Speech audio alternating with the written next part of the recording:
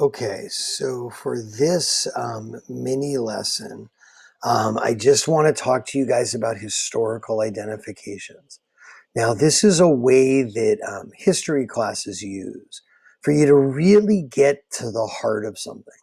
So, as opposed to superficial knowledge, identifications require you to be able to explain the significance.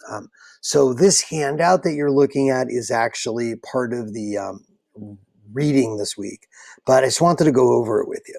So an ID is, again, way we use to see if you're getting the big picture. And I like it because it can tell me the so what. So a good identification is going to be 3 to 4 sentences long, and it's going to contain the following information. Who was involved? Okay. What happened? When did it happen? Where did it happen? And why it is important. Or as my old college professor said, well, who gives a blank about it? Now, that last point is the most important one. And you've got to explain to me why this matters, right? What makes it relevant? Now, a couple things. When I give you these on a test, you'll always have more choices than what you have to write. So it might be 4 to 6 of them, and we're going to do one in a couple weeks. But I gave you here 2 samples about potatoes. Okay, so one is, I wrote these obviously to be a little tongue in cheek, but potatoes can start off with a really bad one. So potatoes are a really tasty crop grown in Idaho. They are tasty and an important ingredient in things like potato chips and mashed potatoes. They are also not much fun to peel. Now, if you look at the context we have studied for this, right?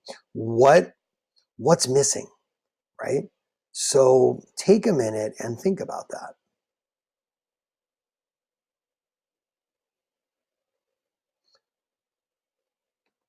So what do you notice?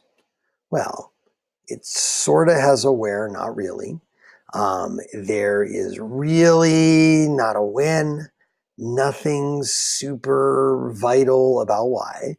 And obviously, I was writing that to be ridiculous. Now, couple other things about IDs. Some IDs, depending on what it is, it may not always have a clear where.